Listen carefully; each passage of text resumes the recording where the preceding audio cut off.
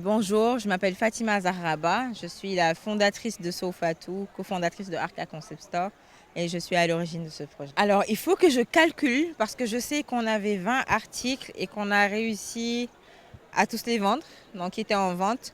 Je pense que ça ne va pas faire loin de 3 millions parce que c'était aux alentours de 150 000 par article. On a réussi à avoir 150 tickets vendus, donc multiplié par 15 000 francs aussi qui va à la LISCA. On a un chèque de 1,5 million, c'est une donation. On a une contribution du ministère de la Santé à hauteur de 3 millions et quelques. Je dois vérifier le montant total.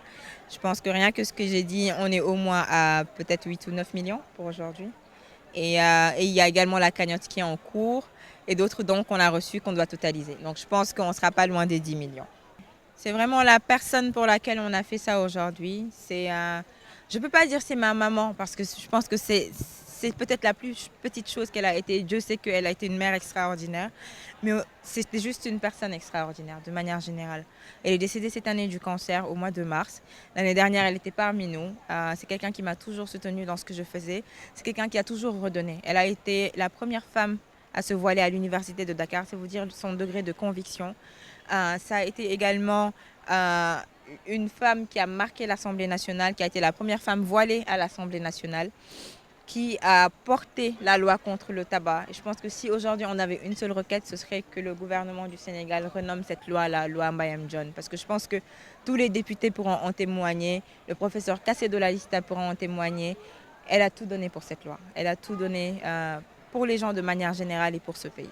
Alors, c'est la maladie qui l'a emporté. Pour moi, je lui devais ça. Je me devais de continuer l'engagement qu'elle avait auprès de la LISCA. Aujourd'hui, la LISCA, concrètement, c'est eux qui portent l'espoir de tous les malades du cancer dans ce pays. Comme il le disait, c'est une maladie qui coûte cher quand même. C'est une maladie qui n'est pas facile à soigner. Et ils ne font pas que de l'accompagnement pour les malades. Ils font de la formation, ils font des dépistages, ils font vraiment énormément de choses. Et c'est surtout que c'est une cause reconnue d'utilité publique. Donc, il n'y a pas de raison pour laquelle les entreprises ne leur donneraient pas leur argent parce que c'est même déductible de vos impôts et taxes. Donc, j'appelle en tout cas tous les Sénégalais, toutes les entreprises à plus contribuer et aider cette association-là à continuer à faire ce qu'elle fait déjà si bien.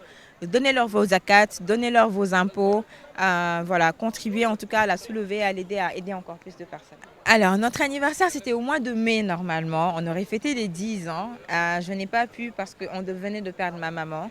On avait décidé de faire un événement en décembre, mais au final, j'ai décidé de faire cette forme-là.